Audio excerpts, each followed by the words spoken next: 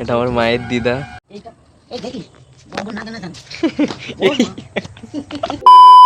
Title দেখে তো বুঝতেই পেরেছো যে ভিডিওটা কেমন হতে চলেছে, তো চলো স্কিপ না করে পুরোপুরি ভিডিওটা দেখতে থাকো। আজকে দেখো দুপুরবেলা বেশি কিছু করিনি মা, আজকে হলো রবিবার। এখানে দেখো বেগুন আলু মাছের ঝোল দিয়ে রান্না করেছিল, আর মাছটা খেতে ভীষণ সুন্দর ছিল, আর আমি একটা না আরো একটা পিস নিয়েছিলাম। চলো খাওয়া দাওয়া করে তোমাদের সাথে আবার কথা হবে। গাইস দুপুরবেলা খাওয়া দাওয়া করে রেস্ট নিয়ে চলে আসলাম মুখ্যমন্ত্রীর দেওয়া গিফট নিয়ে, আর এই দেখো গিফটের ওপর চড়ে চড়ে আমি চলে আসলাম মামার বাড়ি। আর মামার বাড়ি তো এসে দেখছি বেজাই গরম, তাই আমি বসে তাল পাখার হাওয়ায় হাওয়া খাচ্ছি, আর বড় মামিমা বসে আছে। আর তার পাশে যার জন্য মামার বাড়ি এতদিন পর আসা, তিনি হচ্ছে আমার বড় মা। বড় মাকে তো তোমরা আগেও ব্লগে দেখেছো, যারা যারা ইউটিউবে আমার ভিডিও দেখো তারা তো অবশ্যই জানো, আমি ব্লগে দেখিয়েছিলাম। আর বড় মা বলতে হচ্ছে এটা আমার মায়ের দিদা, আমরা বড় মা বলে ডাকি, যেহেতু আমার মায়ের মায়ের মা। তাহলে আমার মায়ের যদি দিদা হয় আমার তো বড় মাই হবে, তাই না? আর মাসি দেখো এখানে আমি যেই এসেছি পেয়ারা পাড়া শুরু করে দিয়েছে, আর এই পেয়ারাটা দেখো আরেকটু হলে আমার মামির মাথায় পড়তো, আর মাথায় পড়ে মাথাটা আলু হয়ে যেত। একটা পেয়ারা দেখো এখানে মাসি আমাকে পেরেই দিয়েছে, আবার একটা পেয়ারা দেখাচ্ছে, এই যে তোমাদের জুম করে দেখাচ্ছি, তোমরা বুঝতে পারছো। এখানে দেখো আমার বড় মা ভয়ে মামিকে তুলে নিয়ে চলে যাচ্ছে, কারণ একটা মাথার পাশে পড়েছে, আর এটা মাথায় পড়বে না এত কোনো গ্যারান্টি নেই। আমরা জীবন বাঁচাতে কিছু কিছু জায়গা থেকে সরে যাই, আর ইনি তো মাথা বাঁচাতে আগে থেকেই তুলে নিয়ে গেছে, নিজেও সাবধান হয়ে গেছে, আর বড় মামিকেও সাবধান করে দিল। আমার মামাদের গাছের কিন্তু পেয়ারাগুলো ভীষণ মিষ্টি হয়। আর তারপরে দেখো এত গরম হচ্ছে, আমি এখানে পাখা নিয়ে হাওয়া করছিলাম, আর মাসি আমাকে পেয়ারা দেওয়ার সাথে সাথে দেখো আমি স্টার্ট করে দিয়েছি খাওয়ার। পেয়ারাটা কিন্তু ভীষণ মিষ্টি, আর মাসিকে বারণ করলাম, মাসি শুনলো না, এখনো পেয়ারা পেরেই যাচ্ছে। আমি বলছি আর পারতে হবে না, একটা খেয়েছি এতেই যথেষ্ট। বলে না না আর একটা খাও, ওই জন্য আবারও দেখো গাছের ওপর পারছে। আমি এখানে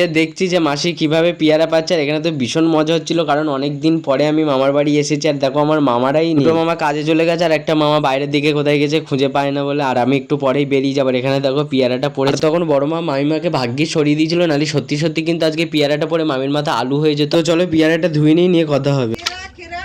ভালো আছো তো? তুমি ভালো আছো? সাইকেল নিয়ে। তুমি ভালো আছো? মা উঠেছে সবাই ঘুম থেকে।